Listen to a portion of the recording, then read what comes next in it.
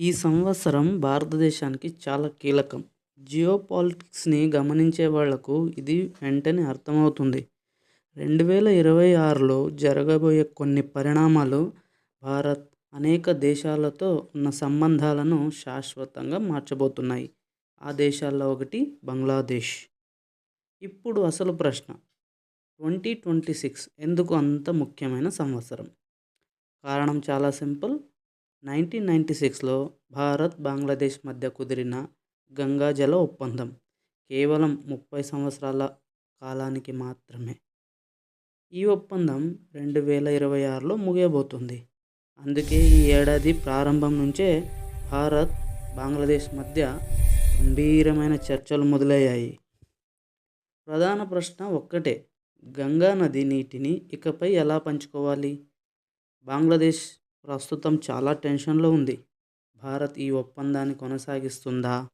కొనసాగిస్తే ఏ షరతులపై?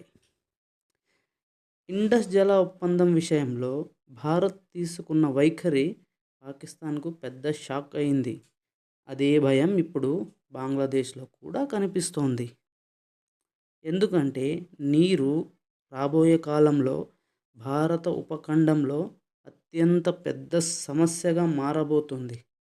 పెరుగుతున్న జనాభా, హీట్ వేవ్స్, వాతావరణ మార్పులు ఇవన్నీ నదుల్లో నీటి ప్రవాహాన్ని తగ్గిస్తున్నాయి. భారత్లో మనం గంగా నదిని గంగా అంటాం. అదే నది బంగ్లాదేశ్లో పద్మా నది.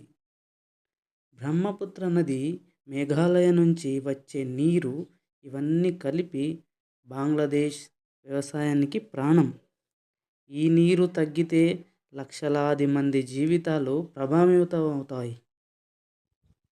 నీటి పంపిణీ విషయంలో భారత్ ప్రపంచంలోనే అత్యంత న్యాయంగా వ్యవహరించే దేశాల్లో ఒకటి.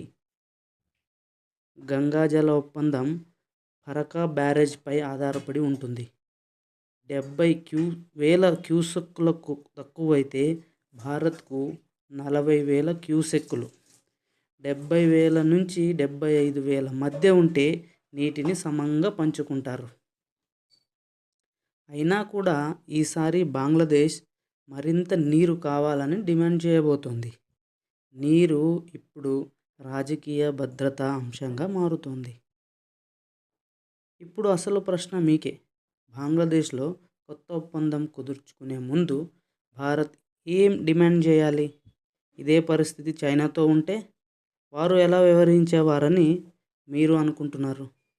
మీ అభిప్రాయాన్ని కామెంట్ సెక్షన్లో రాయండి. తప్పకుండా పరిశీలిస్తా.